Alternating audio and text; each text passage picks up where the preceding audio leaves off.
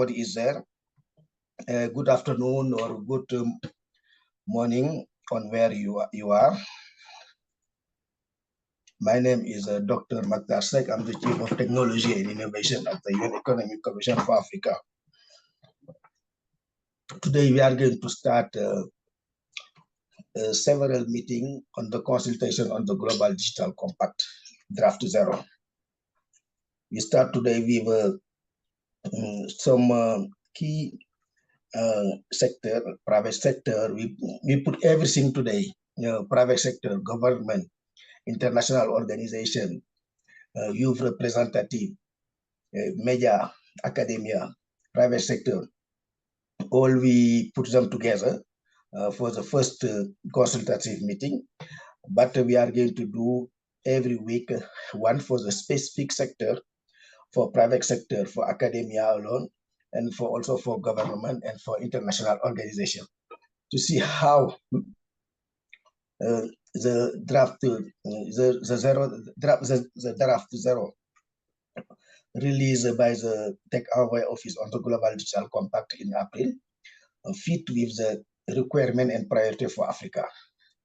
As you know, this GDC, the Global Digital Compact, it is very important because it will be the only one framework for the world as of 2024.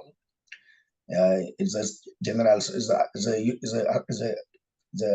General Assembly in September will agree on the Global Digital Compact. And the objective is to have one framework for the world to define the digital we want. And for the digital we want, we need to look at Africa priority. We are facing several challenges in the continent. Issue of connectivity. We are very low on connectivity. We have 37% of our people access to internet last year. We have higher cost of service in Africa. Digital kills also, it is a big problem. A digital ID, when you talk about digital ID, it's about digital public infrastructure. We have 500 million of our population without any form of legal identity. We have issue of coordination. We have several organizations in the continent, and each organization want to develop one framework, and we need this collaboration organization. We are facing the issue of regulation, such as this emerging technology, AI, blockchain, this new coming service, and we need to rethink or to adapt our regulation on this new service in order to boost the innovation. As you know, ECA started last year, first consultation with African country in July 2023 in Cape Town. We were around 32 member states, and we come up with a priority for Africa. And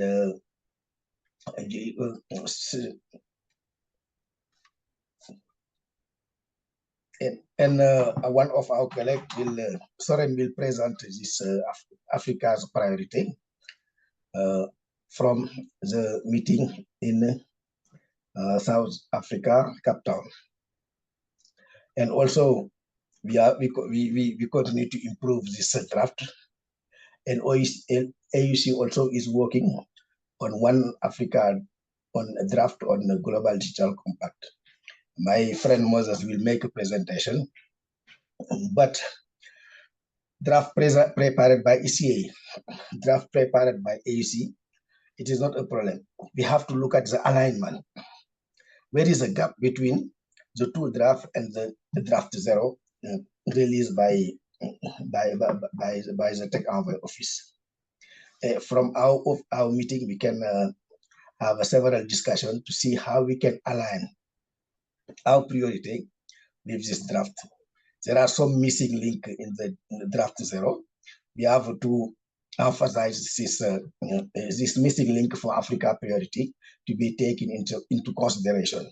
And from also the presentation of AUC, we are going to have some missing link compared to the draft zero. And we need also to work together all to come up with a common agenda and a common proposal for Africa priority in the Global Digital Compact. And to start, I would like to thank you everybody for joining us. It is the first meeting, and we welcome you. And I think for the next consultation workshop, we'll get more people. I'm going to start now by giving the floor to Liz Rimbo from Research Africa. We organized together with Research ICT Africa, and I give us the floor for one presentation. Liz, you have 5 minutes. Thank you, Makta. And I'll first begin by apologizing to everyone. I'm joining via phone because we are struggling here with connectivity. There's so much flooding in Africa and not in Africa, in Nairobi, and a lot of infrastructure is being affected. So I'd also like to welcome everyone to this webinar being organized by UNECA and RIA in partnership to consult on the zero draft of the Global Digital Compact. This has been a long journey. It's not the first partnership. It's a second one that we are holding in consultation with RIA, with UNECA. But even before that, RIA was holding consultations even before the formal consultations started. And one of our first consultations was where we asked ourselves, how would a feminist digital compact look like? And we looked at the issues from a gender lens, a report which I will share with you as soon as I'm done speaking. And then the other one was what would a just AI look like for the African continent? From there, we made submissions from those consultations, and I see very many partners attending this meeting who are also part of those processes. And we had good deliberations, which then went to the Tech Envoy's office as our input. So RIA's concern has been about the redistribution of both material and non-material values from digital technologies. That's from the internet, the infrastructure itself, things to deal with data governance. And the number one thing that you are concerned about was connectivity, because when they are invisible users, then and these people being met at multiple points of intersectionality, then that's a very big hurdle, and then it leads to various data injustices that are then compounded when you have new and emerging technologies. And from there, we argue that this problem will not be met completely by infrastructure connectivity alone. We have to address both demand side and supply side of connectivity. Other concerns were about equitable data governance, and we have the Africa Data Governance Framework being implemented, relatively new, I would say, and is coming in when there are other global frameworks that are already in operation. It's going to need unprecedented kinds of cooperation, both within the continent and outside the continent. And for it to fully be implemented and for us to realize how the benefits of this or the intended objectives of this framework, then we need to call for an equitable data governance, a global framework that is equitable, so that our own frameworks also work. They also work well, given that digital technologies and data governance framework, they transcend beyond borders. And where there's more investment in data, those frameworks are going to, where they collide, they're going to kind of hinder the implementation of other frameworks from weaker economies. We also concerned about redistribution of, I talked about redistribution of goods, and here we are talking about digital public goods. Now that digital assets and infrastructure that we are using are becoming more important in the digital economy. We have to start identifying what are these digital public goods, what kinds of data should we classify as digital public goods, and then start looking at them from a way where to enhance African access to these global digital public goods from their governance architecture. So that's more of what our main concerns to the documents were. We are still concerned about equality and equity when it comes to the global architecture of in the governance of digital technologies. And just like Makta has said, we are keen to strengthen this language in the document so that the GDC translate well on the ground and it addresses African realities. Thank you for that. I look forward to discussions from this webinar. And also just to say that RIA is providing its own reactions to the zero draft of the GDC. I'd like to take this opportunity to welcome partners here to work with us on that. And if you'd like to endorse or contribute on some of the projects that you've been working on or concerns to put in this collective reaction to GDC, please contact me. Thank you. Over to you, Makta. Thank you very much, Liz, for this very comprehensive presentation of the key concern from RIA. I think you highlight some key issues very important for the continent. This issue of data governance, this digital public goods, this equity also very important, and also the participation in the global architecture. I think we already agree, we all agree with you for this. It is a priority for the continent. But let me hear from my friend Moses, African Union, on the presentation of the draft report prepared by AUC on the Global Digital Compact. Moses, you have the floor, please, for 5 minutes.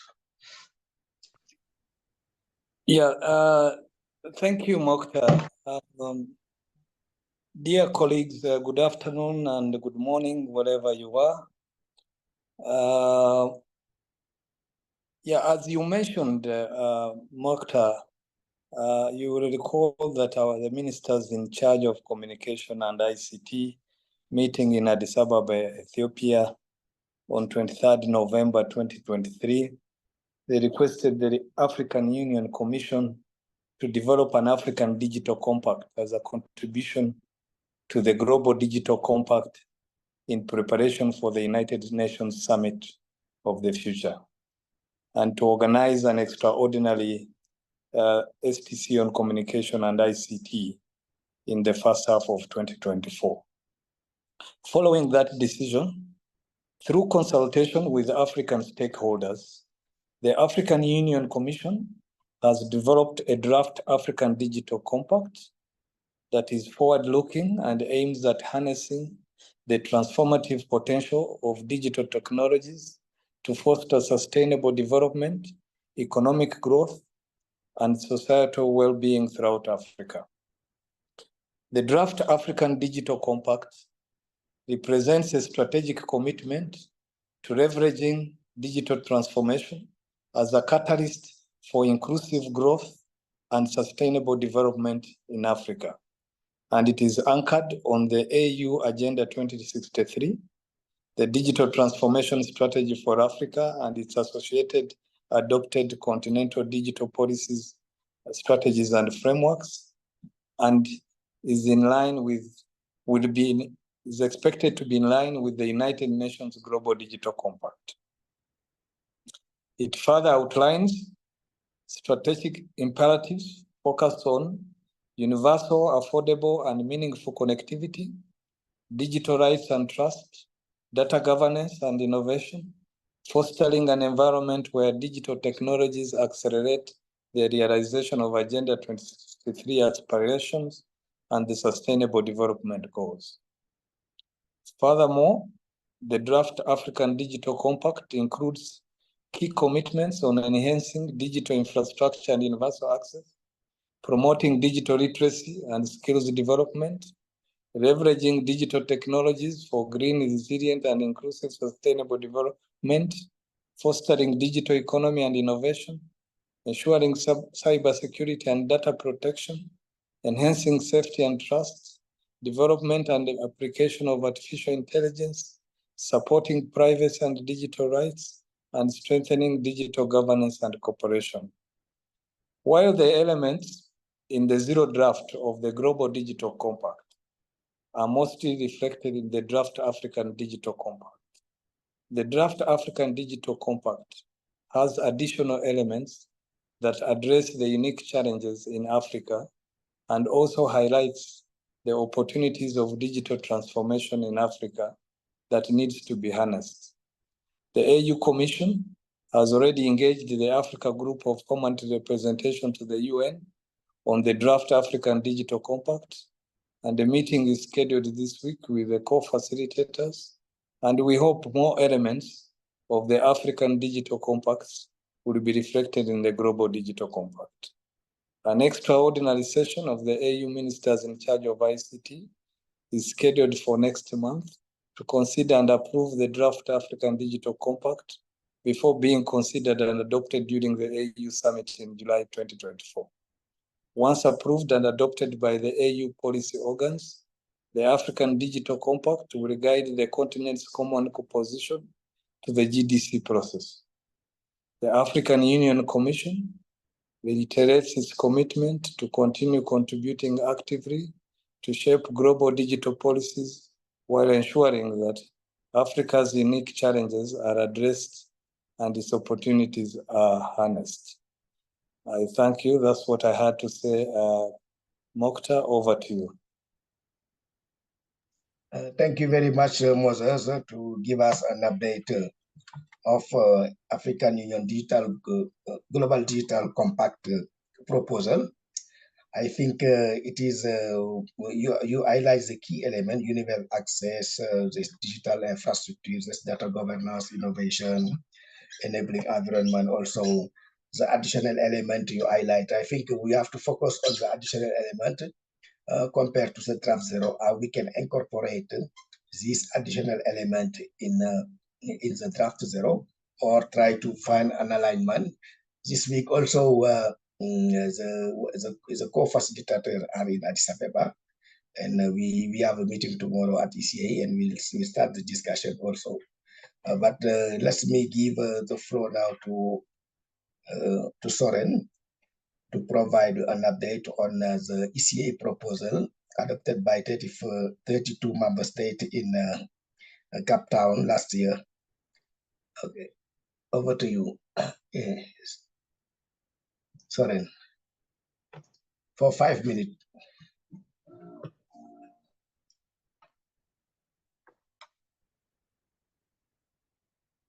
Soren, you have the floor. Okay, thank you, Moses. Thank you, Mokhtar, and good afternoon, everyone. My name is Sorin Asafa, and I'm with UNECA, working in the area of internet governance and cybersecurity. Our presentation today is, as Mokhtar said, our focus is, okay, we've been doing a regional consultation process on Global Digital Compact. Now, currently, we have the zero draft. So what is the missing element, or what is the opportunity that we have compared to the UNECA's, for us, the UNECA's Africa's policy that came out of the regional consultation process that was held in Cape Town. Just a brief background on the Cape Town consultation: we had over 90 participants across different stakeholders, from government, from parliamentarians, civil society, technical community, for them to sit down and analyze and think what should be the African priority area, and come up with some of the guiding principle. Because Global Digital Compact, the whole objective is how do we create an open, free, and secure digital space for all of us, that is guided by principle of trust, inclusivity, sustainability, but most importantly, consider human rights element.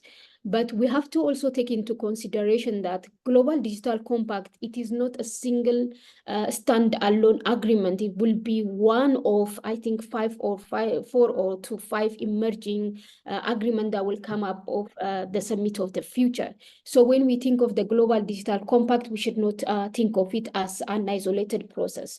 As our Secretary General Antonio Guterres said that looking at the future, we will have 2 challenges. One is the climate crisis. The second one is digital transformation.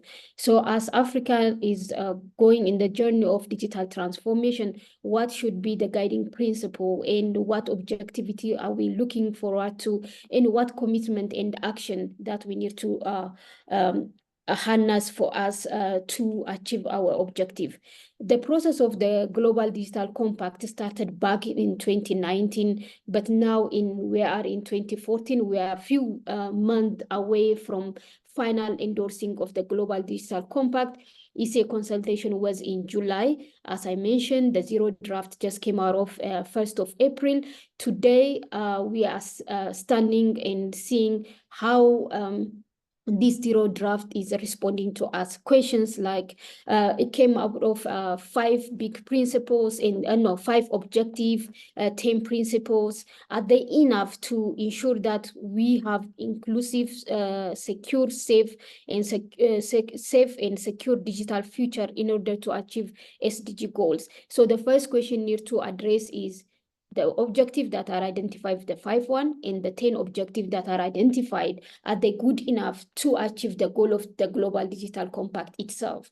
The second aspect of we need to look at is when it comes to the commitment and action that will come out of it, are they enough to achieve the objective that we set forward?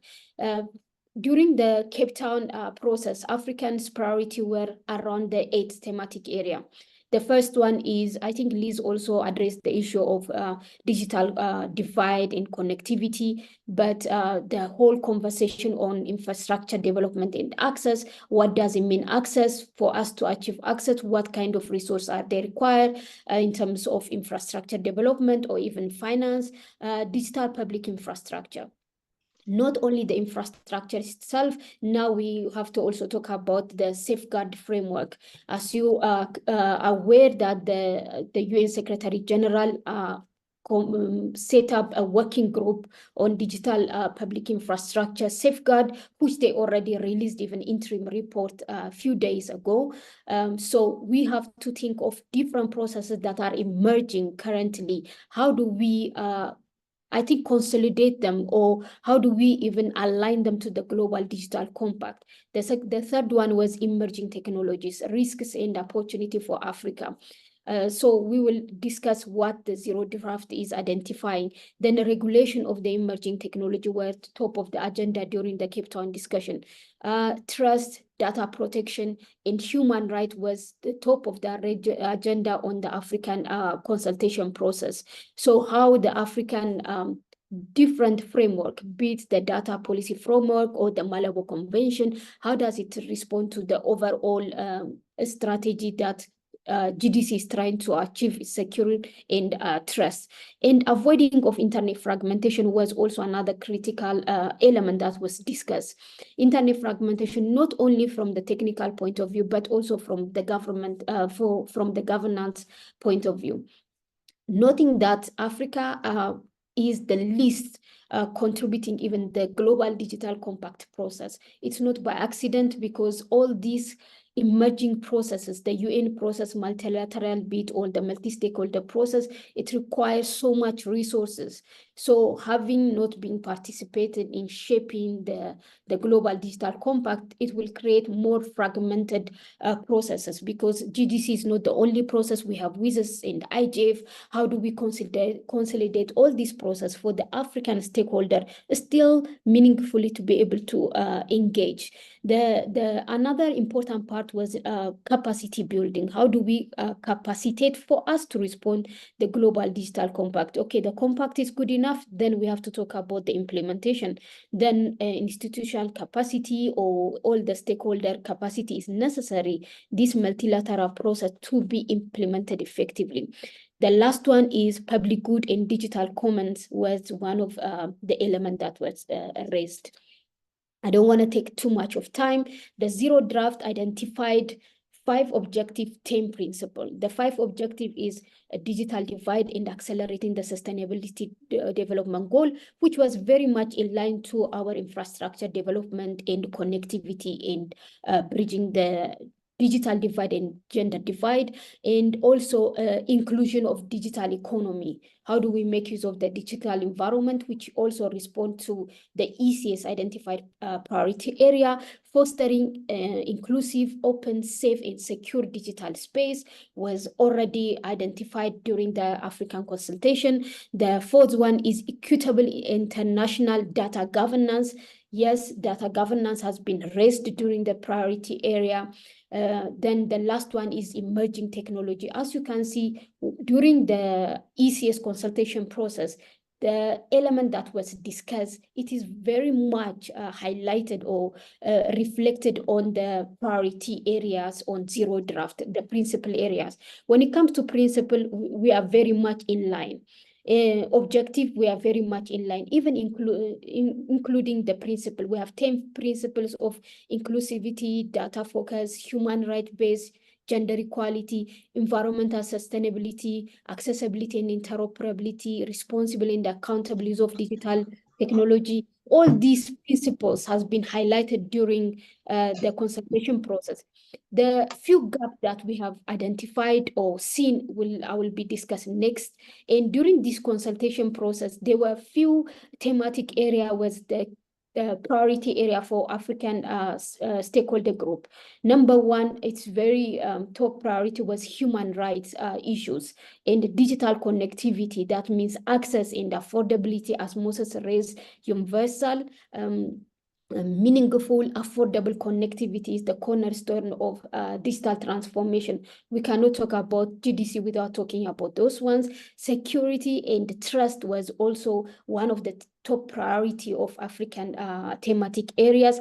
Other issues like securing the infrastructure of internet core working, that means the interoperability, and data governance and data use also has been one of the area Africans tend to be inclined to now as we are going to the free trade area. AI and governance process. The governance process are the WISES, the IGF, and all other process. How do we make them avoid fragmentation and make them to be feedback on each other so we can meaningfully use our resource and contribute meaningfully. So what have we learned from the zero draft? As I said, the zero draft effectively encapsulates the objective identified during the ECS consultation.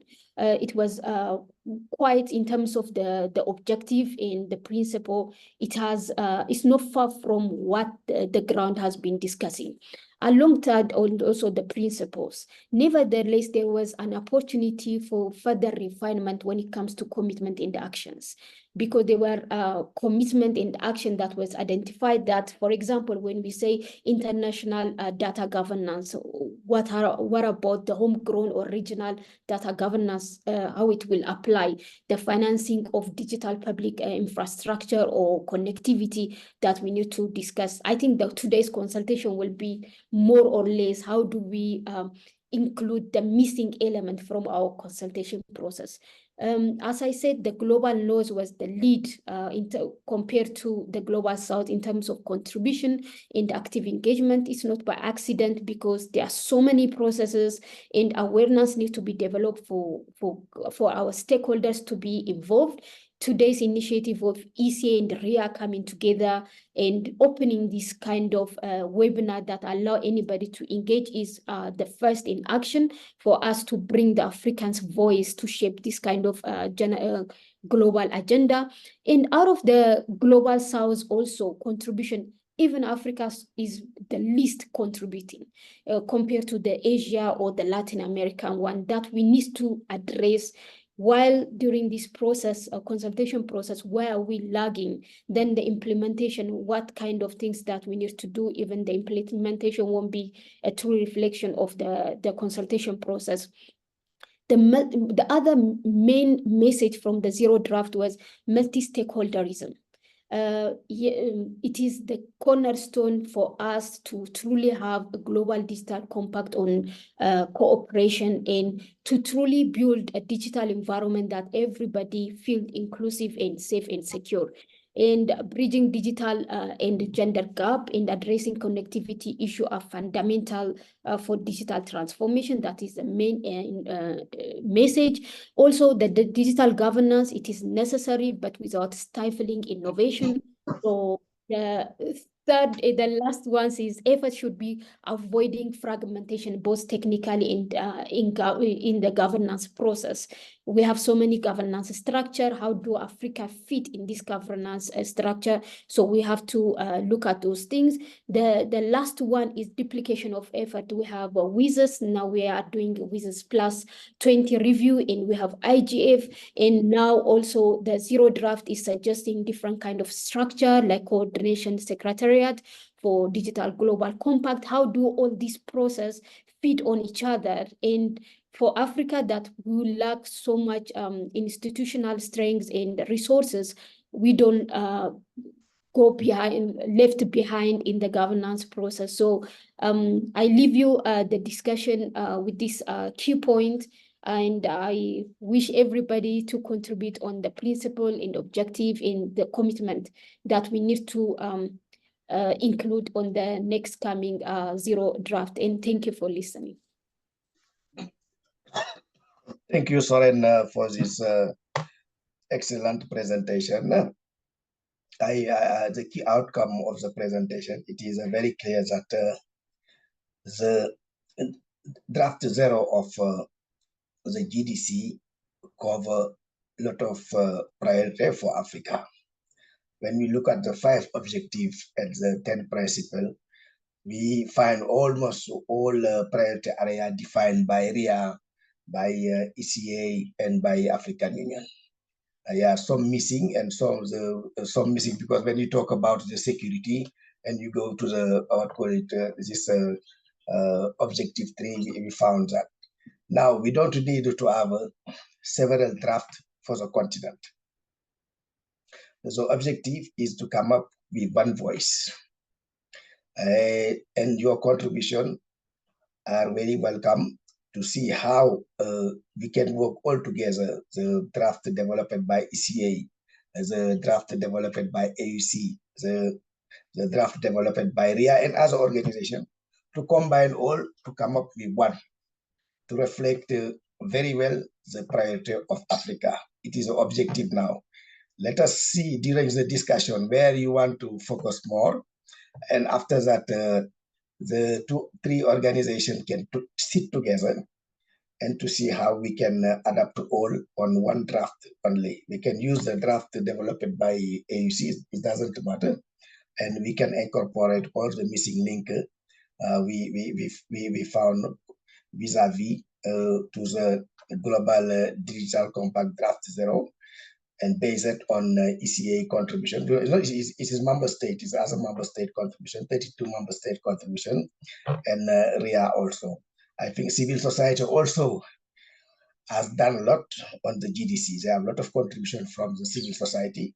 We have also to take into consideration their aspiration, because the GDC is not something as the members. Everybody can contribute. It is an open and fair digital era we want. We want inclusive, and everybody has a role to play and has input. Why we receive several contributions from private sector, academia, member state, all have to be fit together to one document to be adopted by member state. It is an exercise we are going to do today. And now let me, if you don't have any question on the first presentation, I can go directly to the panel discussion. If someone wants the floor to ask one question or 2 questions for the 3 presentation, please raise your hand. Okay, Engineer Kunle. Kunle, you have There the was floor. one question on the chat to the panelists. Okay, one question.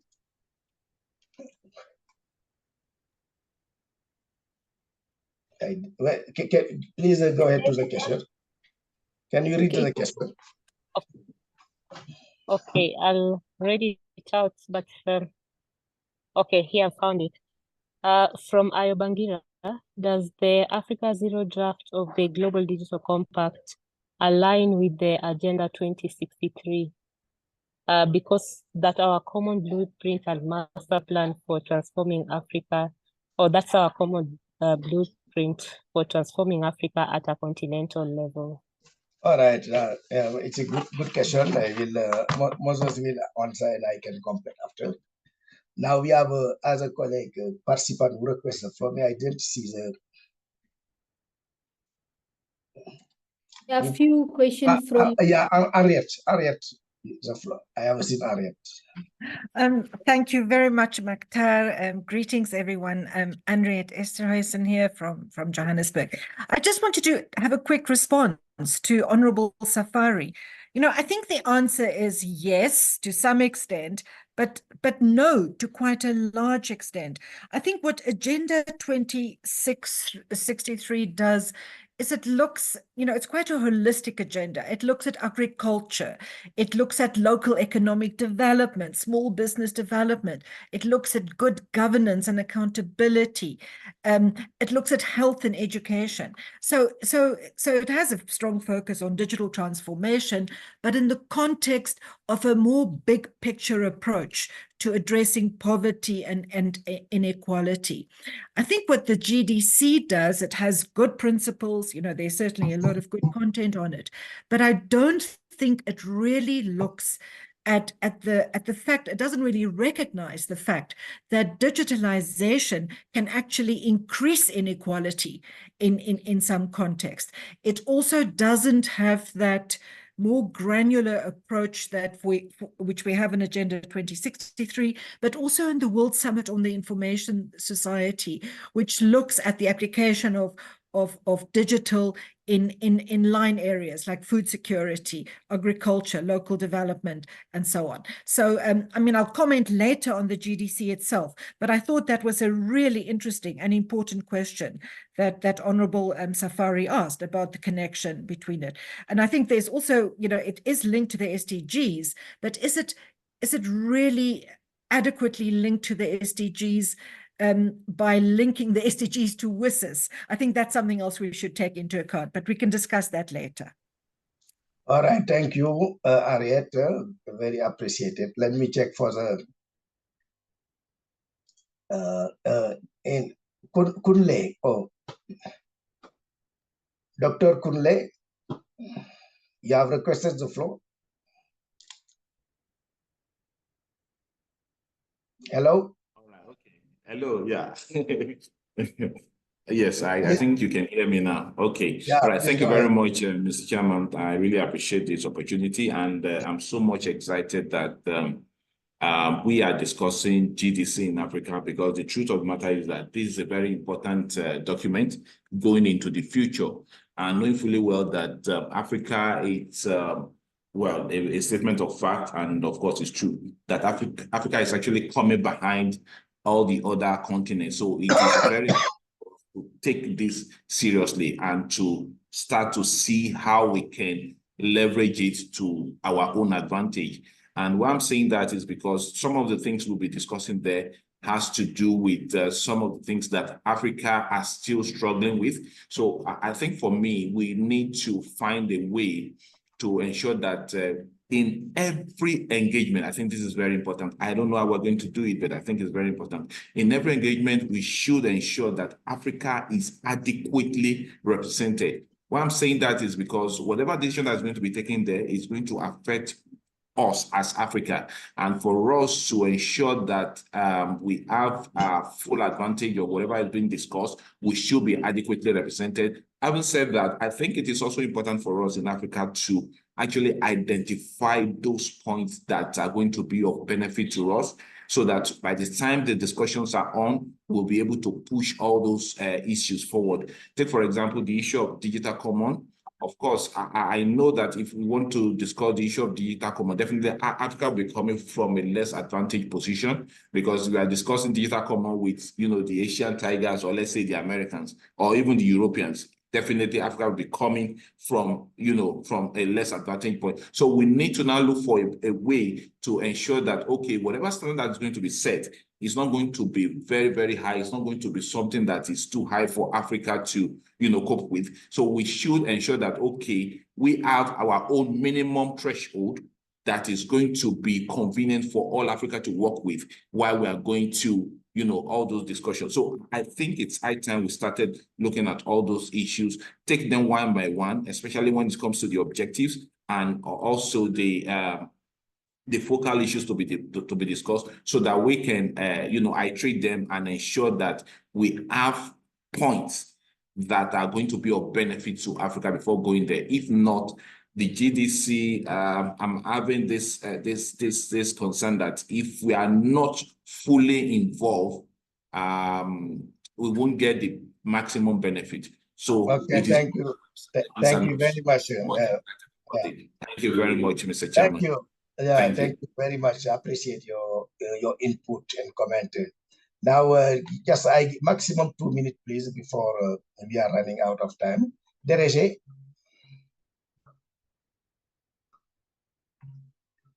Dereje, you have the floor.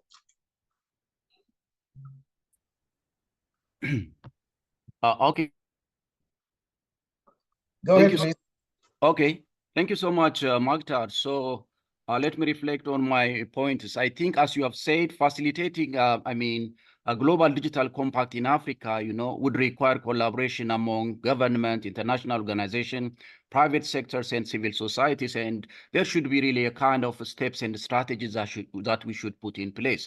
And for example, the policy framework, the infrastructure development, the capacity building, regulatory environment, the public-private partnership, the innovation and entrepreneurship, data privacy and security, inclusive participation are also some of the very kind of things that has to be really given emphasis in the document. And then, as I can see, these things are really stated more or less in the document. What I think is missed is that, for example, I'm not sure where the cross-border cooperation, especially promoting cross-border cooperation and collaboration, you know, among African countries to harmonize regulations, facilitate trade, and address regional digital challenges would be really inserted. And we should put this cross-border cooperation in terms of facilitating digital transformation is really the very important ingredients that we should incorporate. And the other things that I feel are very important is the monitoring and evaluation strategy. You know, the strategies that we are going to create should have really a kind of implementing mechanism to monitor progress, evaluate the impact of digital initiatives, and make, you know, adjustments as needed to achieve the goals of the Global Digital Compact in Africa. So this monitoring and evaluation strategy, especially in monitoring the progress of digital transformation, should be really one part of the digital, the Global Digital Compact of Africa. So these are the points that I want to emphasize, Magda. Thank you. Thank you. Thank you very much, Dereje. Well noted. I think it's a valuable point. Now, Abraham, you have the floor. Abraham Selby. Please introduce yourself also. Yeah. Hello. Can you hear Yes, me? sir. Would you please introduce yourself, Abraham? Yeah. Okay. My name is Selby Abraham. I am currently in UK, but I'm from Ghana. And I also represent the youth group of Pan-African Youth Ambassador for Internet Ghana. Currently, I am moving into public policy, which my focus is digital transformation. And I want to find out is that I know African has a digital transformation strategy and the policy document. And I want to find out that based on the speakers discussion, we had the Global Digital Compact and the draft for African Digital Compact. How does that align with the African Digital Transformation Strategy? And also, I know that there is a policy draft working document on the new AI strategy for Africa. So I want to know that how do youth also get engaged in this kind of contribution, especially those who are in academia doing research and the youth from the technical community and the civil society. Thank you very much. But I love the presentations and insights how we are learning how Africa is heading. Thank you very much. Thank you very much, Abraham. I think there are the valuable point. I don't give the floor to the presenter now. I'm going to open the discussion, the panel, and after the panel discussion, we'll come back to all discussion, all issue raised, because it's very important for us to hear the several representatives. In my panel, I have one member of parliament, Honorable Amonte Jacqueline from Uganda. Eric, I don't know if he's still connected from government. I have also Ponsele Jacola from Gambia for the technical community. Civil society, we have, of course, Ariette from APC South Africa. The representative of youth, Ms. Amira, and the major representative, Mr. Guy Berger. Now, my first question is, as you represent your stakeholder group, what are your insights on the overarching message, objective, and principle outlined in this zero draft digital compact? Is it did they address the specific priority for Africa, and what are the missing elements you have seen in respectively in your several stakeholder group? I will start by Ariette, civil society. Thanks, Maktar. You should really start with government because I think, in fact, there's not enough in the GDC. The government, I think, is not here yet. The government is not here. And it's better to hear. Maybe that's the problem. But I'll try and make a few remarks. Maktar, I think it's a good document. It has many positive things. And just the fact that we are having this meeting, and thank you to you and to Research ICT Africa and Soren, everyone who convened this. It's important that we have these discussions. So it's a good initiative. It's good that it exists, and it has lots of good content. I think the gaps from an African perspective is, it does have closing the digital divide as a priority, but I don't think there's any recognition in the GDC that the efforts that have been made for the last 20 years to close the digital divide are not working well enough. There's no recognition that we need to stand still, be honest, confront the fact that most Africans still do not have they access the internet through smartphones. They don't have meaningful connectivity, even if they have access. There are many people who do not have access at all, or if they do, the data is so expensive that they can't really use it effectively. It's not what we are calling meaningful connectivity, which I think is this concept that we are using increasingly, which is good. And it's the concept that says connectivity is meaningful if we can use it in a way that improves our lives. So I do feel that is not given enough attention in the GDC. And when it talks about financial mechanisms, it really talks about working with the World Bank, working with the private sector. Further on in the document, it talks about, development support from other governments. But what about community support? What about our own governments investing in meaningful connectivity? What about working with small businesses or rethinking how we use our universal service funds? So I feel it's very superficial in how it approaches that. And then on the other hand, it calls for the Secretary General to establish a new fund, a global fund for AI and emerging technologies for sustainable development. I don't think this is a bad thing, but is this something, I think someone in the chat asked, will Africa be ready to benefit from that? Or will that be the kind of fund that maybe India is more South Asia, or, ready to benefit from? And maybe we can benefit from it, but is it really the priority?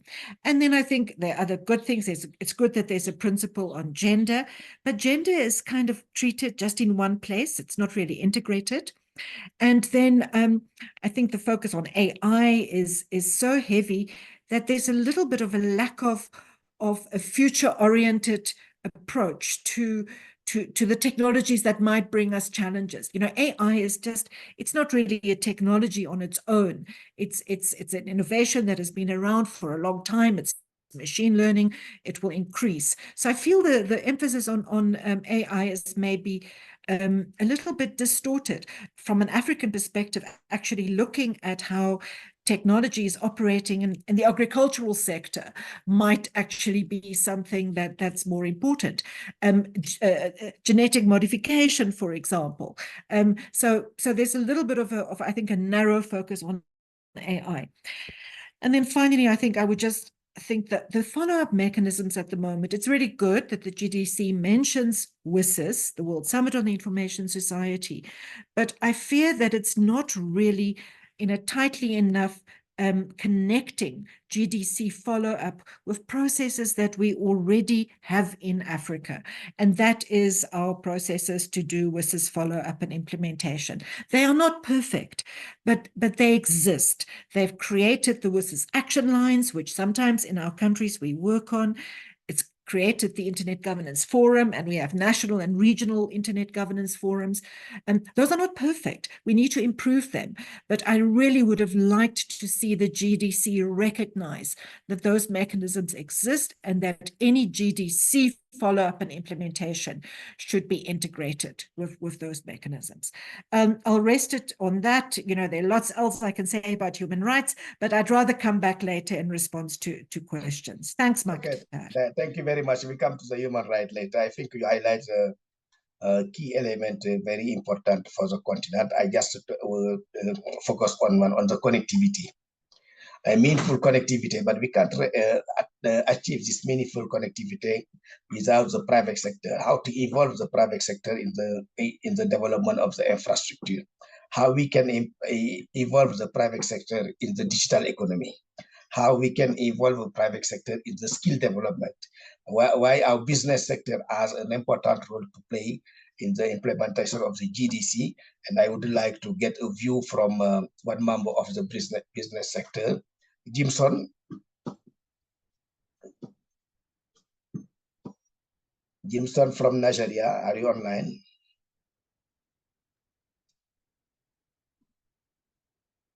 I don't think he's online.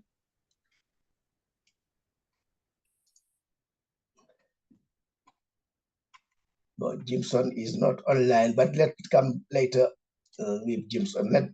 Let me go to the technical community also, because we need, when we talk about digital technology, digital economy, we think about on our demographic dividend to the youth, how we can build the capacity of the youth. Yeah. I have to enable Jimson. You request the floor, Jimson. You request the floor.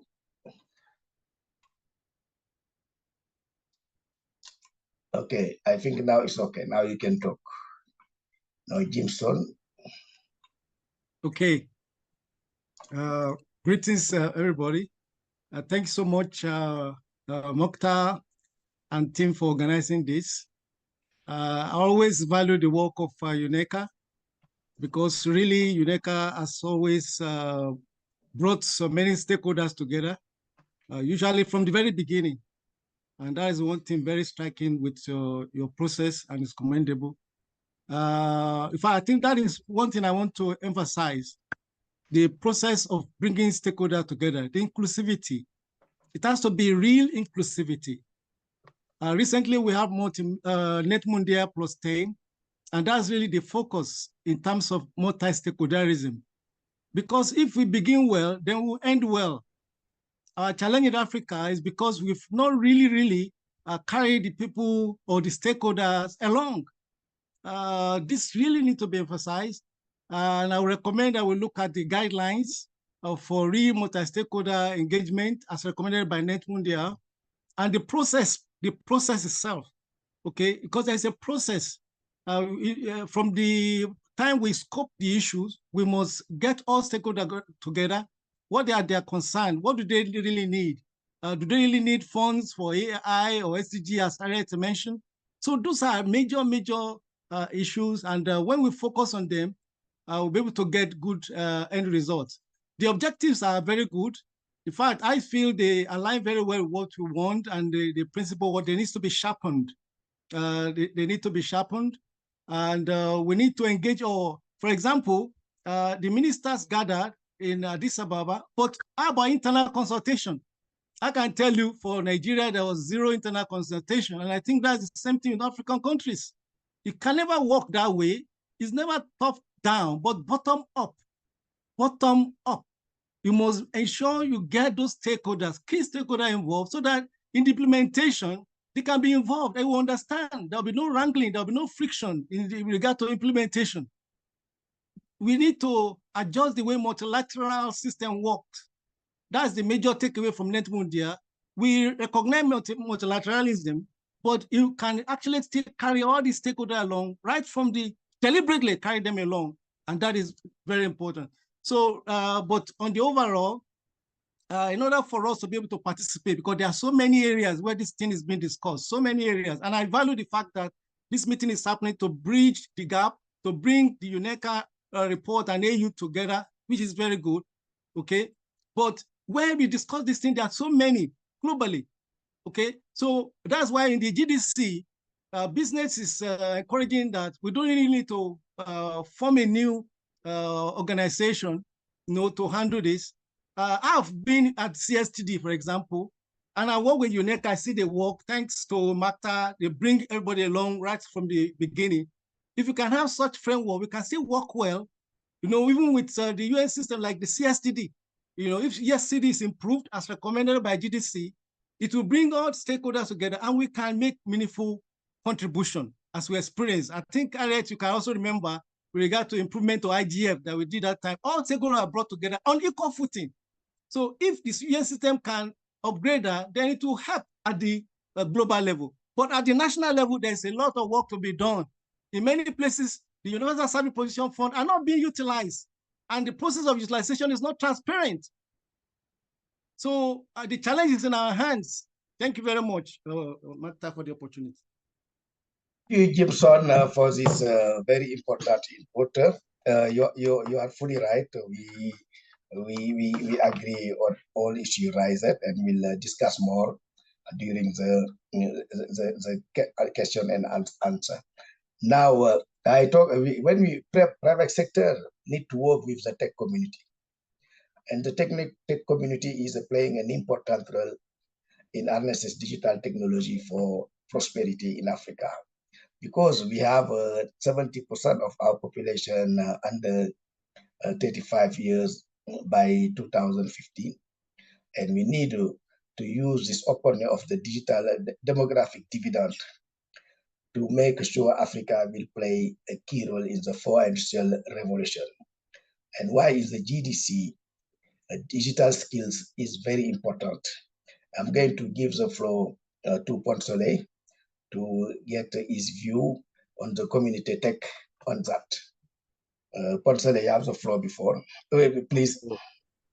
Thank you very much, Martha. Thank you to all the speakers. And I just want to say the GDC itself overall is a good document. The 5 principles and the 5 objectives and the 10 principles, and one way or the other it aligns with the African Union Digital Transformation Strategy 2020 to 2030.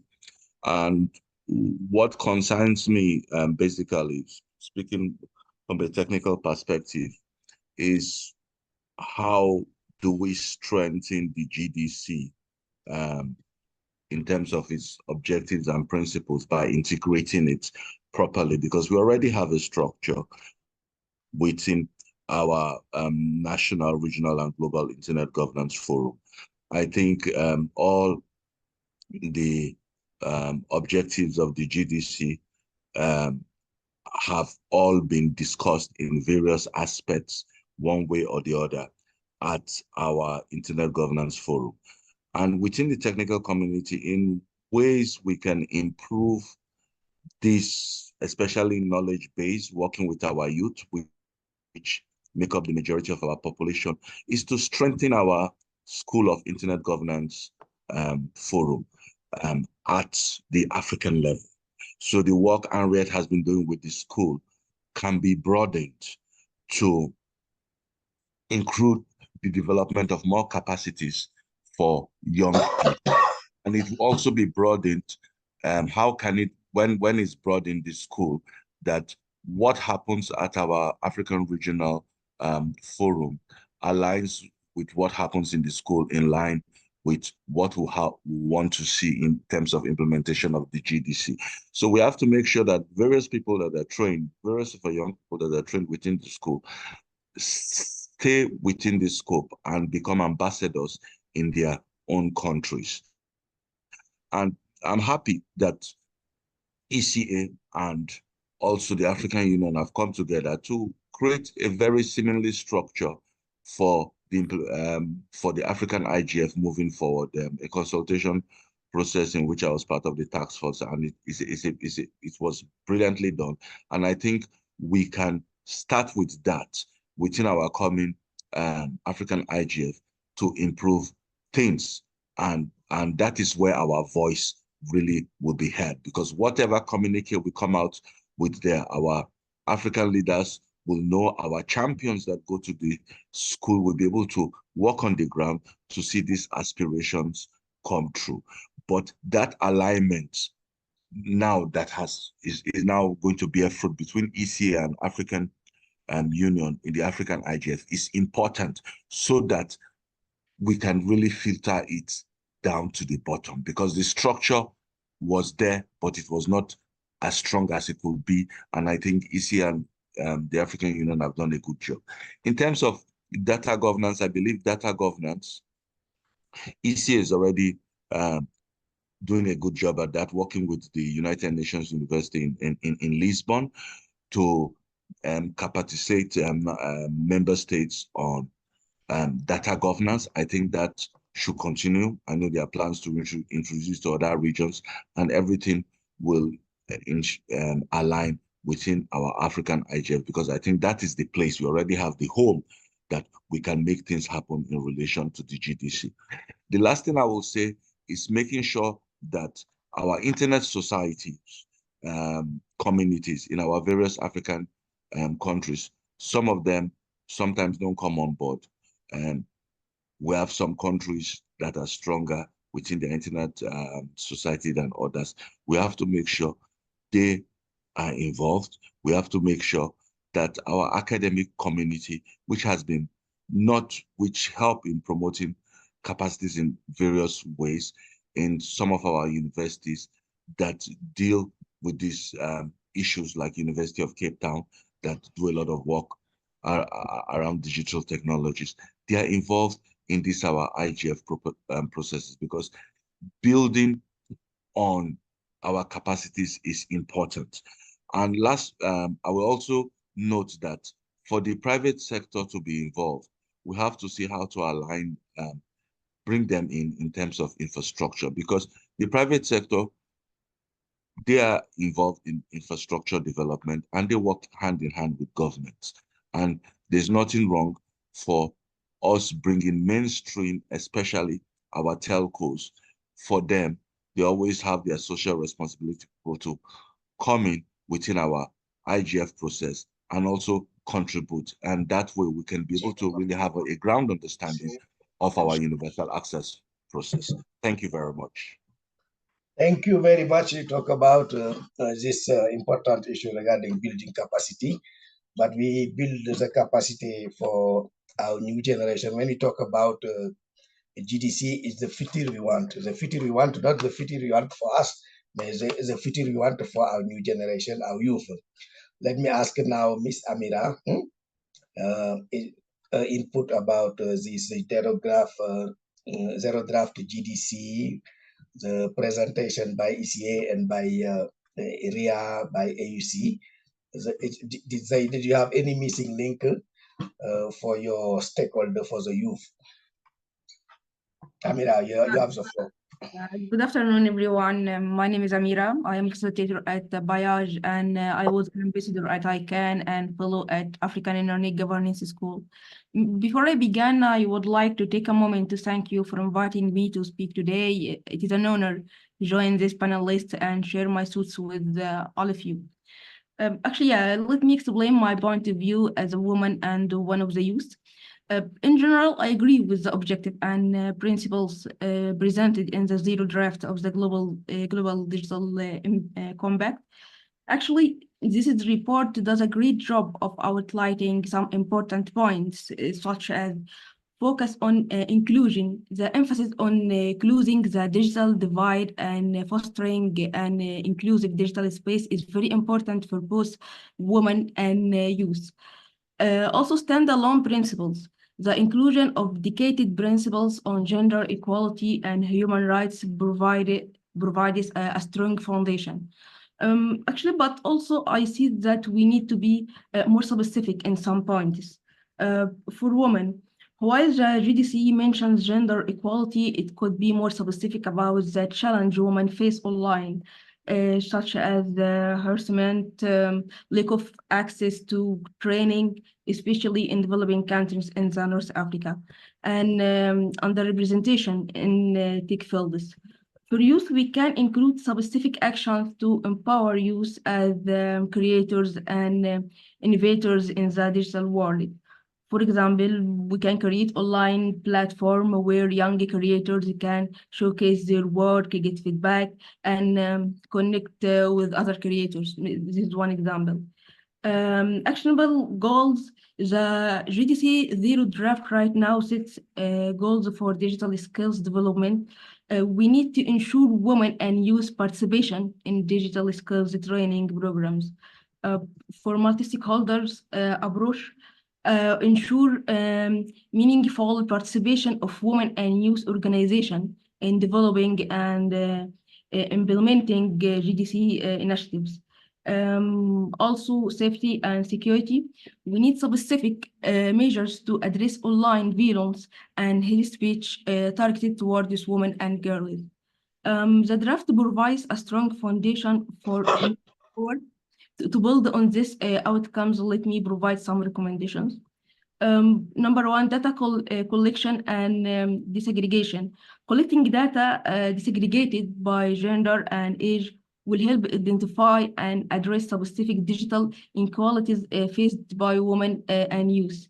Two, capacity building. Invest in programs to build digital literacy and leadership skills among women and girls, particularly in underserved communities. Also, affordable access. Create strategies to ensure women and youth have affordable access to digital technologies and broadband internet. Number four, role models and mentorship. Promote the participation of women and youth as role models and mentors in the digital sector. By incorporating these recommendations, the GDC can create a more inclusive and equitable digital future that empowers women and youth to prosper. Thank you. Thank you very much, Amira. But you highlighted some very key element. I ask you one favor, please put all this proposal in the chat. And sorry again. So you need you can put your proposal in the chat. You can copy in the chat. Yes, yeah. Okay, I will do that. All right, thank you very much. Now we are waiting as the government is not yet, but we listen civil society, private sector, tech community, as well as the youth. I'm going now to give the floor to Honorable Jacqueline, because you are member of parliament. You have a key role to play in this digital era. Just to get your view and your guidance for this digital GDC zero draft and compare vis-a-vis to the other document prepared by ECA, AUC, and RIA. Honorable Jacqueline, you have the floor.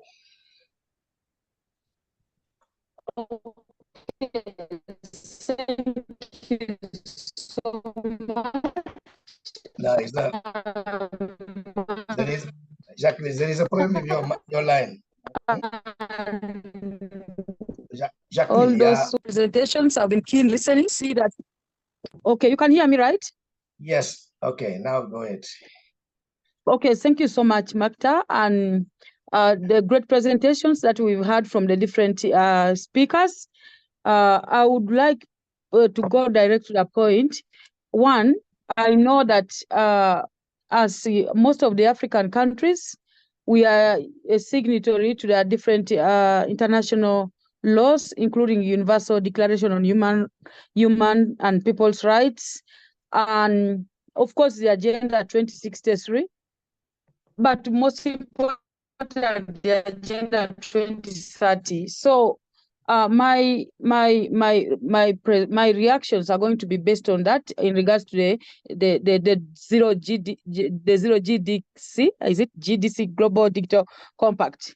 But I would imagine that we are adding as an African voice to this compact, because this is global. One area that I really want to emphasize is, although it is mentioned in the zero draft, but I think that it needs more emphasis, is area of improvement of the legislations in the national or regional frameworks, because without these regulations in place on how to enhance and revamp the digital divide in country, first of all, it will remain still not clear on the priorities of government. So I would want to emphasize that there's need to put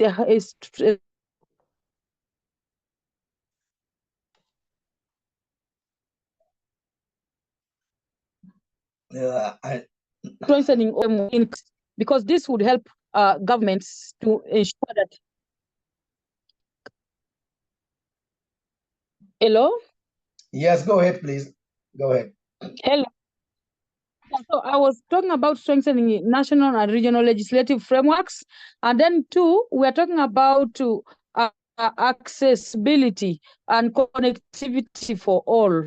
But we are looking at the rural areas. We are looking at accessibility and connectivity in all schools. But giving an example of Uganda alone, I would say just very few. I wouldn't even have a clear figure on how many, say, just secondary schools are connected. So I would think that in this zero draft, there is a need to task governments and players to ensure that there is an incentive for those, for the companies and government towards the items that are used for this, like computers, access to phones. If these incentives are put in place, then it will be accessible to everyone, even in the village, to have an access to a mere computer. For example, a school in a local village.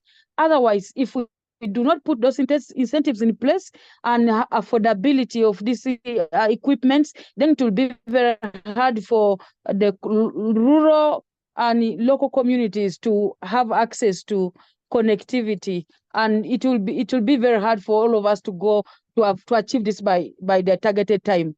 And then we are talking about human rights.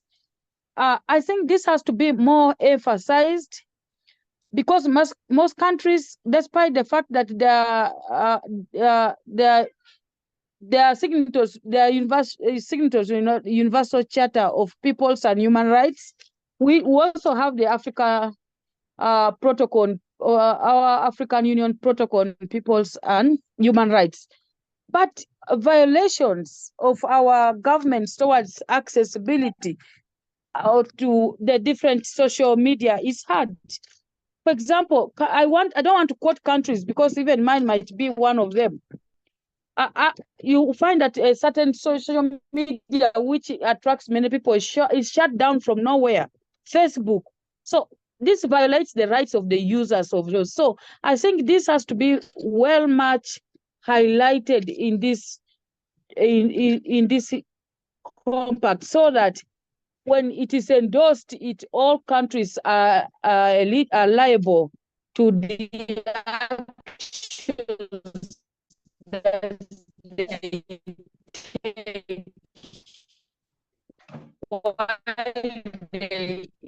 they implement. And then the last thing, if you look at connectivity for all, but most women and girls, some of them even fear to just have a face. I am now a person. They just an X account or going social media because of cyber harassment and also their privacy. So I think all this must be brought in place so that it is inclusive of all.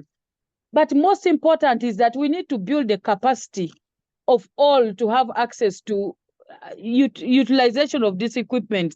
This must be emphasized in this zero draft so that governments can take up the roles of having the ability to build the capacities of the citizenry to be able to utilize their connectivity. Because we might have the connectivity, but utilization of that connectivity will be still a challenge. So I would say that's what I would say on my side. But bottom line, this global digital compact is well thought of, and I really appreciate all those people who contributed to this GDC. Thank you, Magda. Thank you very much, Anjali. Let me go now to you highlight a key point, very important for the policy making decision. I think it's very important also for the parliament to be involved in the process and what we need, because we are to adopt our policy, and we need to also for you to have a good understanding on where we want to go in this digital era. Now, I'm going to ask to give the floor to Mr. Berger. Media, we know media is not well captured in the global digital compact, but you have a key role to play, an important role to play. What are your insight for this, and where and the key proposal you have to align the role of media in this global digital compact? Mr. Berger, you have the floor. Thank you, Dr. Sek. This is an important issue. I worked on this issue my whole life, including I was UNESCO Director for Free Expression and Media Development for 11 years. And I think that the GDC is very thin on the question of media. So let me say here that media is mentioned once under Objective 3, which is about inclusive, open, safe, secure space. Now, it's mentioned in the context of information integrity. And the reference to information integrity speaks about the problem of disinformation and information manipulation and the need to counter those. Very good. But there's another side of the coin, and that is information as a public good. So on the one hand, you have propaganda, disinformation, hate, but on the other side, you can't just see that as being combated. You have to also say what comes in its place. And so the other side of the coin is information as a public good, which indeed is recognized by the 193 member states of UNESCO, who agreed with this principle from the Windhoek Plus 30 Declaration of 2021. So the declaration, so this Global Digital Compact should definitely mention information as a public good. You cannot have information integrity if you don't have information as a public good. Now, I'll come to media and information as a public good. But first, I want to also say information as a public good is also not just a function of media, it's a function of the states. And the more the states are having access to information policies, transparency, proactive disclosure, the better the environment for information as a public good, because people know when information comes from a government department or statistics from the census and so on, they know where it comes from. It's information as a public good. It's not disinformation. It's not hate speech. It's not propaganda. So that's important. And that links also to objective number 4, the data governance. But while I say this, let me also say that when we're looking at information as a public good, we need to also look at data as a public good, because states are sitting on a lot of data. So sometimes they release information or have it proactively available, but they don't always put it at the data level. And not only states now, we need to think about, if we want to contribute to information as a public good and data as a public good, then we also have to say, what about these big private players, in particular the internet platform companies that are sitting on most of the data? So these are very big questions if you start looking at information as a public good and data as a public good. Now, coming to media in particular, I want to say media is so important from an African point of view, because it's also the key way that those who are not connected, those on the other side of the digital divide, are able to navigate the world, the wider world, and its impact. So, in fact, they are being impacted by what happens in online universe, even when they are not connected.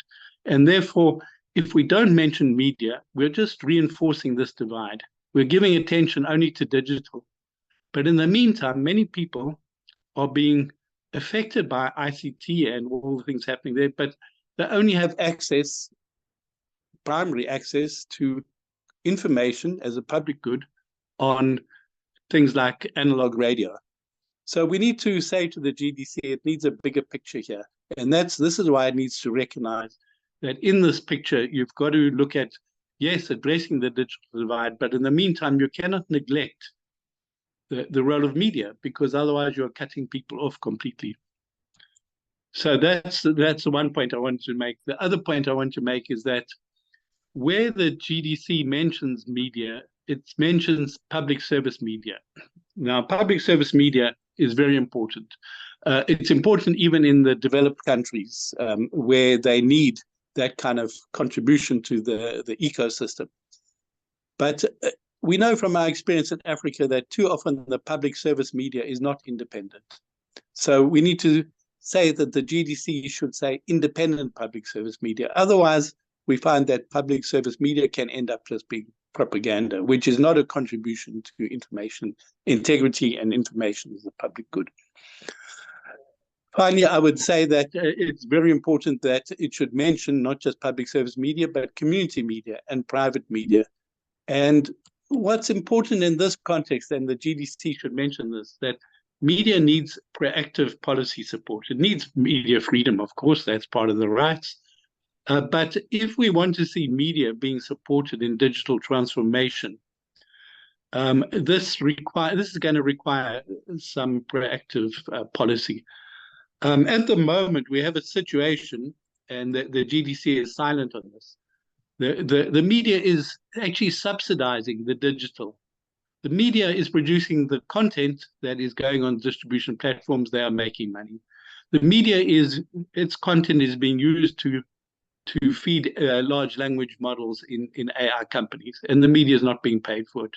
And you also have this playing field whereby these internet companies that don't have journalistic obligations to truth, which don't have regulatory requirements, it's not an equal playing field. And so you've got monopolization of the markets in digital advertising and in data. And this is really negative for the media. So the fund that is being spoken about needs to also be a fund that will support media in digital transformation and having an equal playing field in this space. Thank you very much. I think you highlight a very key issue. I think I made the point. Yeah, I've got more, but I can jump in later. Okay, you can jump later. I think you highlight the major point. Information is a public good, and also the independent public service for media. I think it's something very important. But we would like to see more media involved in this GDC. It is, I think, a missing gap we have now in the continent. The media should be more involved on this to provide information to the all citizens. Even some government doesn't have all information about GDC, and the media have a role important to play. Now let me open the floor to the other participant, because we want to have this very interactive. We need contribution from everyone. If you have any contribution, your view, because you also has a concern on this zero draft GDC, please request the floor and provide your input. We need any input, don't hesitate, because it is an internal discussion for Africa. We need to come up with a solid document for Africa. Okay, let me start by people who don't have now chance to speak before I come to you, Gibson. Let me check if there is a.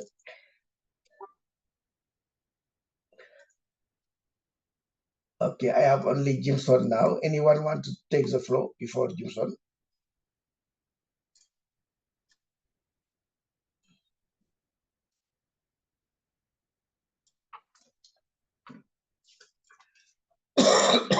Okay, I have only Gibson. I'm going to give to Gibson. Yeah, we have Gibson and Derege, because you already speak. I want to get other people. Okay, let me take one like Harira. Harira, please give your comment input. Elizabeth, no, it was his name, Harira.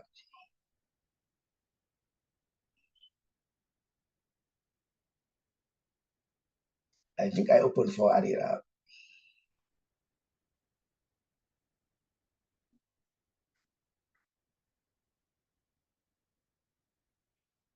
Oh, I have seen one. Toko, you have lots of things to say. I give you the floor. Toko Mia. Thank you, sir. Thank you, everyone, for this meeting and this engagement. I find it ever more increasingly important that we have these open consultative processes and actually get to the heart of what Africa needs as a continent, as opposed to what the rest of the world believes Africa needs.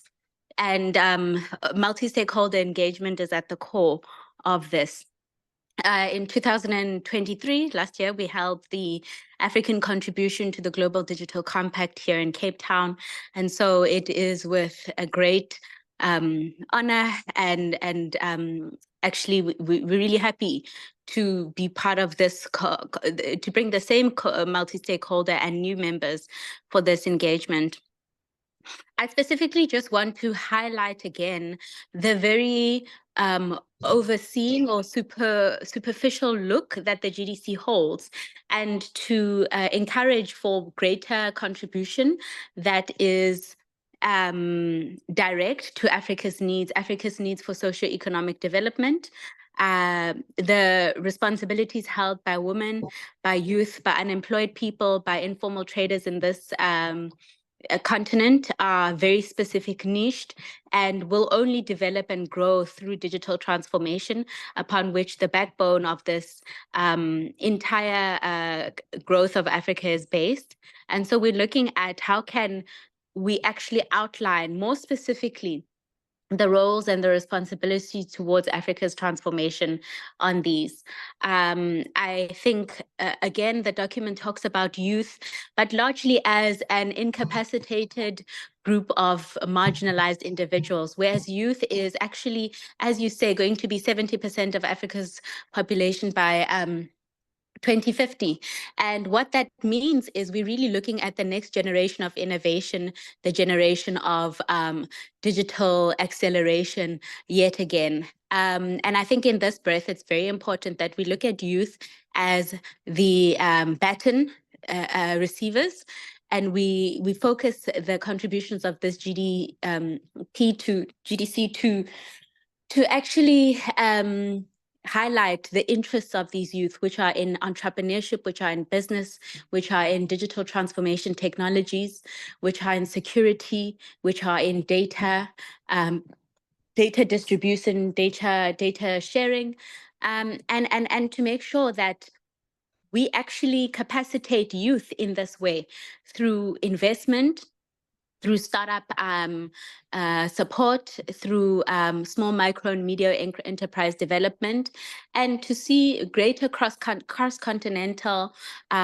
support of young entrepreneurs and of entrepreneurs, largely through digital technologies, and how to actually get policy to bolster the growth of small SMMEs and medium micro enterprises through startups, technology, and to see how this can be made possible through public and private partnerships, to see incentives put up for businesses to collaborate with, to support, to invest into these startups, and also to monitor the multinationals coming into the continent that are either using the continent's resources through mining, whether it's the platinum, the various minerals that are mined here in Africa.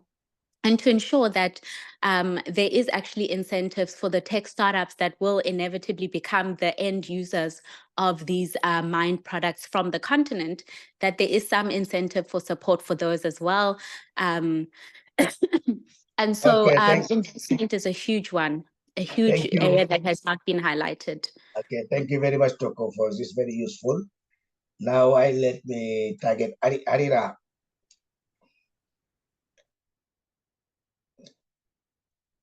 Arira, you want to say something?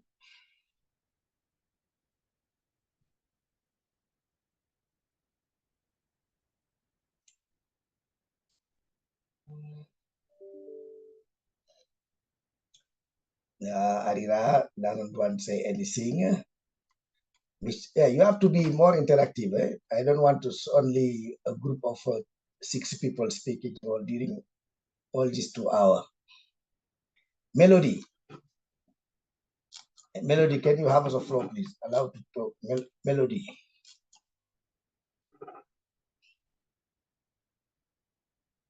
Melody, are you with us?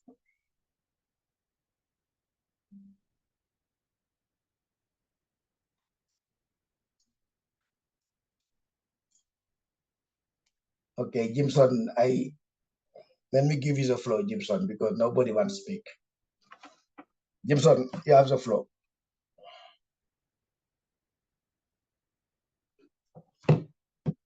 Jimson? Okay. My mic is open now. Yes. Yeah, thank you so much, Makta. Very constructive dialogue thus far. And I'm happy that we are dialoguing and not really debating. We're talking like family. So I have quick points to reiterate. The Global Data Compact Zero Drafts focuses on digital governance. Okay, but the Net Mundial Plus 10 suspect this is trying to move away from internet governance.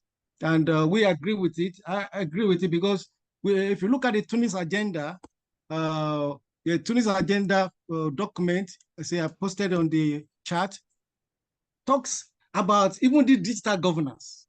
Since 2005, it talks about it. Internet governance encompasses not just the critical infrastructure, but also policy issues that has to do with spamming, with misinformation, even AI, emerging technology, policy issue, global public policy issue. And that is why Net Mundial emphasized, about internet governance and digital policy processes. It did not use the word digital governance because it has not been, defined. And we have an established definition by the United Nations itself. So to avoid any form of confusion, we are focusing on internet governance by the Tunis agenda, which is, and digital governance processes to recognize that, yes, there are digital governance processes all over the place. Then secondly, what the media has spoken about recently, this is a very serious issue, and it's part of the thing looked at by the G20. So I think there should be a statement on the need for information integrity and the need to test to measure this compliance with information integrity, because the major concern we have is disinformation, misinformation. Coming, so the integrity of our democracy is at stake. The challenge to our democracy.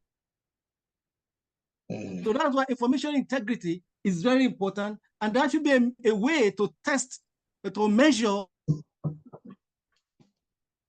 for entities or companies, organizations, or nations with regard to. Then lastly, when it comes to delegation to the Global Data Compact, let us emphasize that at the next meeting of they should involve truly national delegation, not just government people just going there and say we are representing our country. They should involve the stakeholders within their countries. That is how to involve other stakeholders, even in the implementation. Very important. And then come back, then it's going to defeat all the purpose. We need it most. In developed countries, they are well organized. The private sector, the civil society, they go with the government delegation. But in Africa, we don't say it. So it needs to be recognized that, or recommended at next meeting, that they should involve a process on willing. Okay. Thank you very much. Thank you very much. I think very important issue raised. But now you see there is a problem. We just touched base on this project by, I think, Henriette. The alignment with CIS, IGF, and the GDC. How our position as African country? Because as you know, CIS will be ended in 25, as well as IGF. But there is, I think, we are going to extend until 2030 to align with the SDG. Now, what is the role of how did we have to maintain IGF, CIS, and GDC at the same time, and how these three framework will speak together or work together? Any proposal from your side? I will start by Henriette. Thank you, Makta. I think yes, but I would like to actually ask the people in our Zoom room that as well, how they feel about WSIS and if WSIS still has value. I would say, firstly, yes, this WSIS has value. It contains many of the points that people have made. Poncelet's points about digital literacy, Guy's point about media independence and media development, other points that we've made as well, Jacqueline's points too. I think I would suggest, number one, WSIS should renew the IGF and WSIS should be updated. Those action lines need to be refreshed. We need more focus on climate change. We need more focus on emerging technologies. Secondly, the IGF should be renewed, and I'd like to see the resolution, the WSIS Plus 20 resolution, recognize national and regional IGFs and the youth initiatives as well as the IGF intersessional work. So we not just the global forum that was in the Tunis agenda, but the fact that the IGF has evolved into something that we can use at a national level, at a local level. Thirdly, I do think there's a need for the GDC. I think there's a need for something within the UN General Assembly that draws in those governments that are not active in WSIS, and that goes beyond just development issues. But I think the follow-up and implementation, where we get together and assess whether those principles are actually being implemented and complied with, I think that needs to be combined with the WSIS follow-up process so that we can use our national and regional IGFs, as well as the global IGF, as well as UNESCO, the International Telecommunications Union, the Commission for Science and Technology for Development. So those mechanisms that we have for WSIS, to use them for the GDC. And then I'd add a point that Jimson made. He talked about how the Net Mondial Plus 10 guidelines ask us to also strengthen the multilateral, the intergovernmental forums, and that includes the African Union, and to make them more inclusive so that as we use these existing intergovernmental mechanisms for GDC and WSIS follow-up, we also make them more effective, more inclusive, and more accountable. Okay, and Ariat, this is, I agree with you. We need to update the action line because action line defines it more than 20 years. But when we look at the discussion around the thematic around the GDC, we find also all this thematic and the IGF. How we can maintain IGF and the GDC together. A GDC is a statement of principles. It's a compact.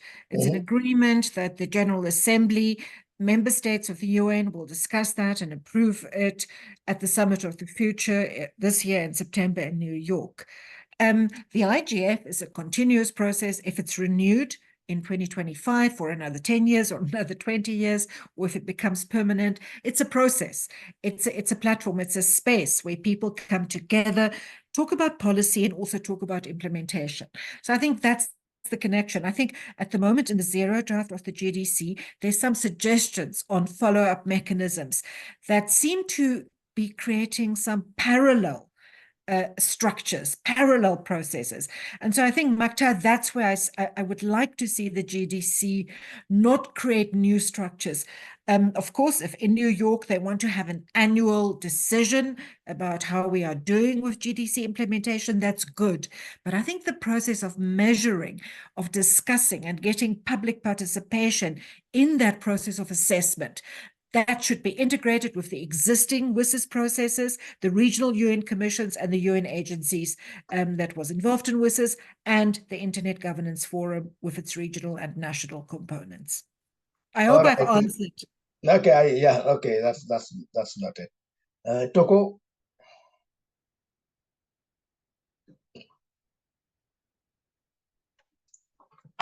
Toko, you represent the floor. Thank you, Dr. Sek. I just wanted to bring the conversation back to the IGF and its relevance following the Summit of the Future and the GDC. I think it's extremely important for us to note the growing public interest in the Internet Governance Forum with a growing participation list and databases, as well as understandings of how different individual stakeholder groups and participants have chosen to align and identify themselves within the frameworks applied across the IGF. But then most importantly is the digital sovereignty and multi-stakeholderism that the IGF has actually given. What this means is individual states, member states, have managed to maintain their transcendence, but have been able to engage in healthy policy debates that were required in order for there to be a greater information dissemination around the internet and its governance, stakeholderism, infrastructure, and investment. So it grows increasingly more important as the GDC looms and as Summits of the Future looms, that internet governance is in fact protected and continues to play an active involvement in this space. So I do believe that it's something that we as Africa should advocate for, and that we as a multi-stakeholder forum need to, as stakeholders, identify ourselves in alignment with.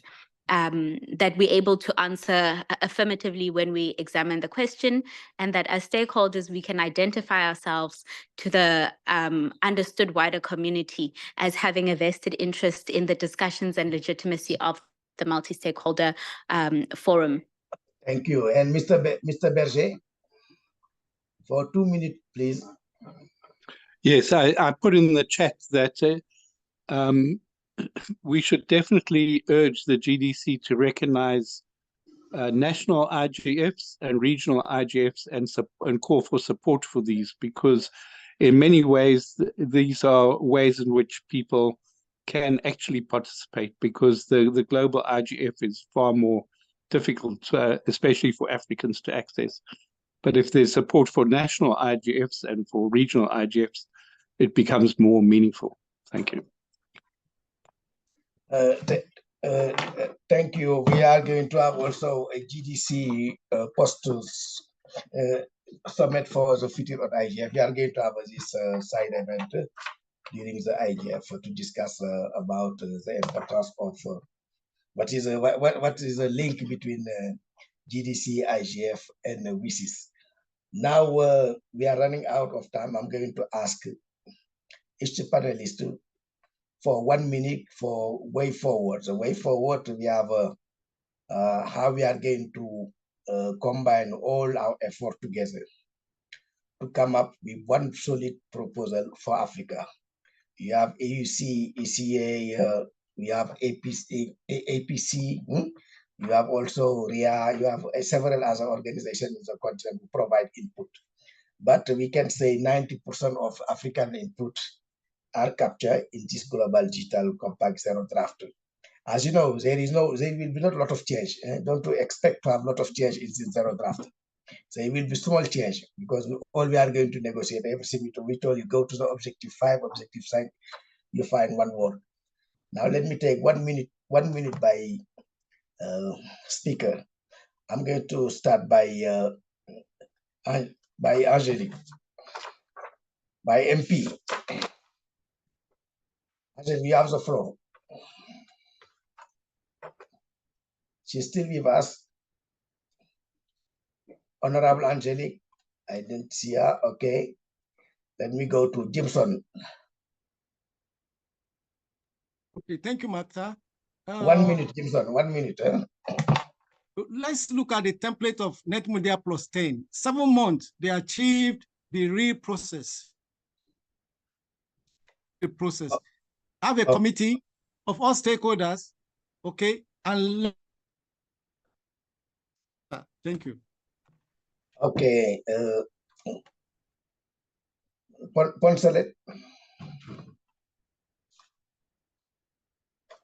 Yes, my contribution to this brilliant dialogue today will be strengthen our African regional IGFs, and we can achieve all within the GDC. That's our strength will depend on how we build on the African IGF moving forward. Thank you. All right. Amira.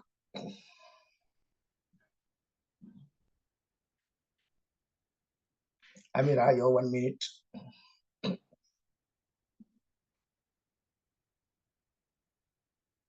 Miss Amira. Is okay. Mr. Berger, your 1 minute. Yes, the point I think we haven't covered, but is critically important, is the unequal treatment that African countries have compared to other jurisdictions. This is with regard to data protection, and it's regard with to access to data held by the platforms. They provide opportunities to researchers in the EU and in North America. They don't provide in Africa. Any unequal treatment is indefensible, and the GDC should really call for that to end. Okay, Henriette. Maktar, I would focus on meaningful connectivity. I would like to see a fund for meaningful connectivity, for investing in infrastructure, including at community-based level. I think a fund that addresses that inequality that Guy just spoke about is much better than a fund for AI, which will actually benefit those that already have capacity rather than those that don't. So that will be my one priority. Thank you very much. Where is Moses? Are you still disconnected, or Moses, are you online, or? No, he has left. He has left. Okay. Shuela, is it online? Shuela?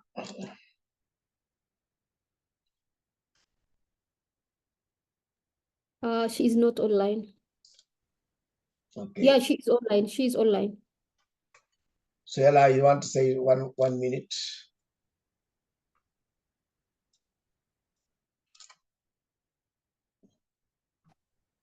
Yes, good afternoon. I don't know if, in fact, I was not supposed to speak. I just also one of the attendees. I just want maybe to congratulate you for organizing this session. It is very informative session. And also we value this kind of platforms, like open discussions, like this GDC open, created like this multi-stakeholder discussions. And this digital transformation is really an opportunity for Africa. And to make it in an effective way, we need really to listen from all stakeholders and take all views. And I think this consultation is very successful.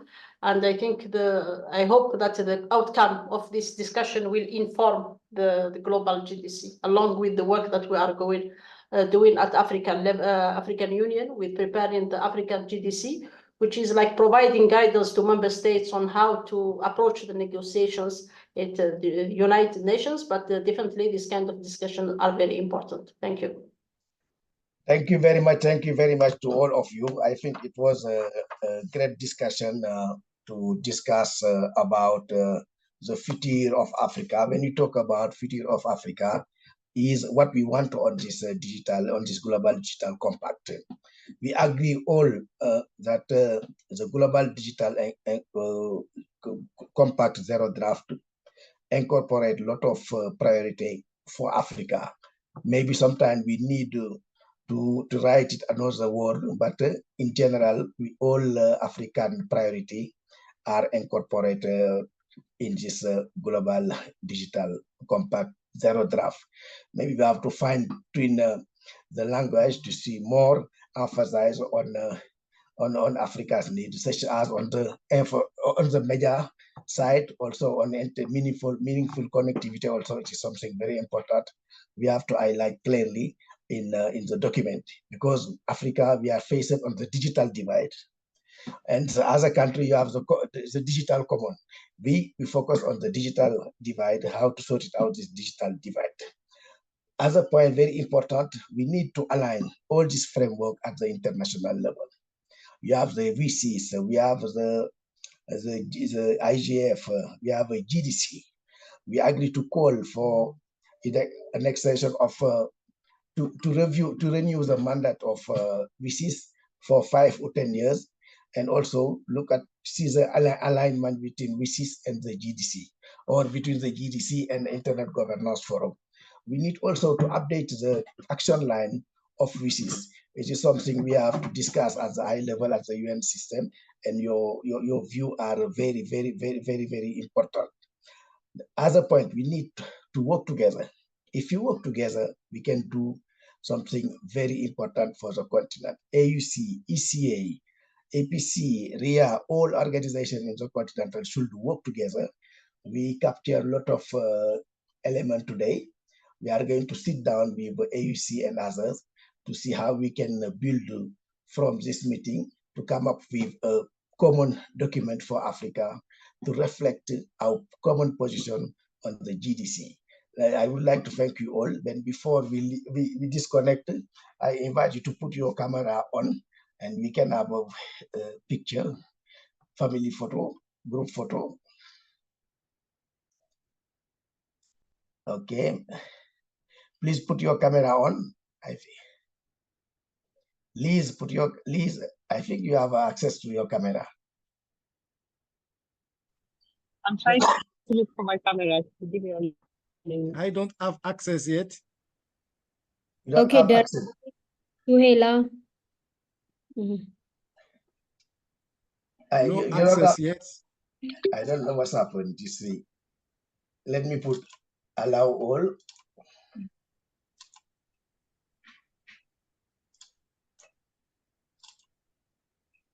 Try to get if you wait. We need to change this configuration.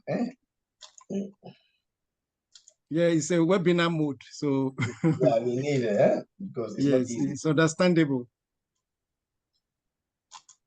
Check if you can have access to the camera. I don't know. No yet, not yet. So you can go ahead, take the shot. You can superimpose me with AI later. Postler can do that. Yeah.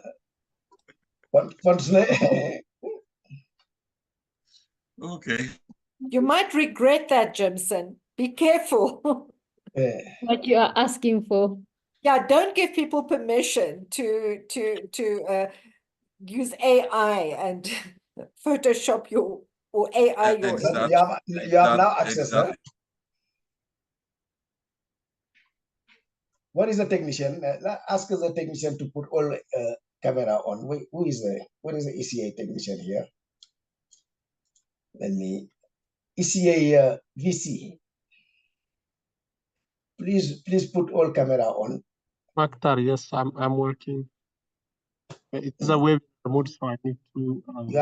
You are not yet GDC, eh? I need to promote everyone. Yeah. You have to promote the GDC first, huh? Who? So I'm sending requests. Please accept the panelists.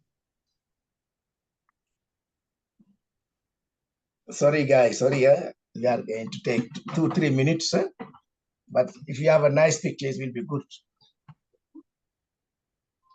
No problem. We all understand. I believe.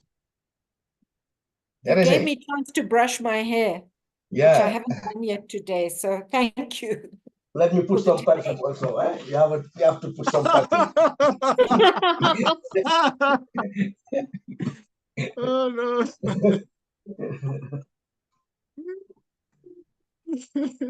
Well, Magda, we cannot see you. Eh? Me, I'm African. Put the light on. I'm the only African here. But I think I'm in the office. Yeah. Okay. You have a Toko. Okay. Suela. I'm here representing South Africa. Toko, you represent South Africa. Yeah. Estela, you are from which country? Estela. Representing Uganda. Uganda, okay. Ambassador last year. Yeah. What about Perrine? Perrine, I want to see your face. Are you there? I want to see her face too. Yeah. Why are you hiding? Yes, it's been a long time. Perrine, where are you?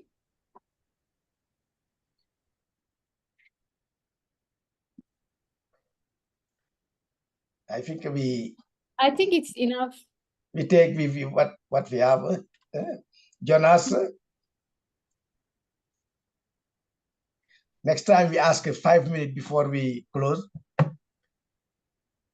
to the technician to open the mic, the video. Okay. Soren, you are going to take Can he make someone co-host and then we can help him? Usually ECA doesn't allow co-host. Okay. Yeah. All right. Okay, I think everything is done. Thank you, everyone. Yeah, thank you. And Soren, over to you. Close your session. Where is Liz? Liz also. She's here.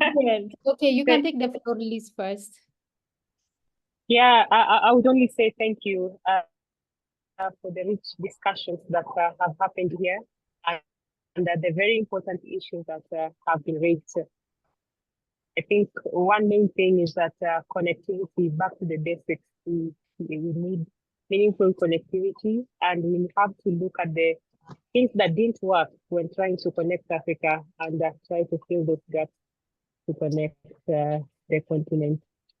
So thanks everyone again. I think we will be in touch with UNECA collectively so that we develop a common reaction to the GDC.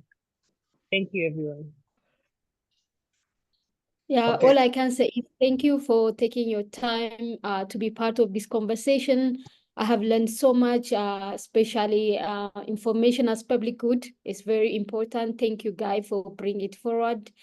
And I think we should keep on having conversation like this for different kind of stakeholders. That's the only way Africa can have meaningfully be engaged. We don't have to wait for other people to give us platform. I think we can create our own. So thank you, Magda, for your leadership for this session. Thank you, and have a good evening. Thank you, and bye-bye. Bye all. Bye. Bye, everyone. Thank you for the session. It really was very, very informative. And we look forward to your communications further so we can stay in touch with this process.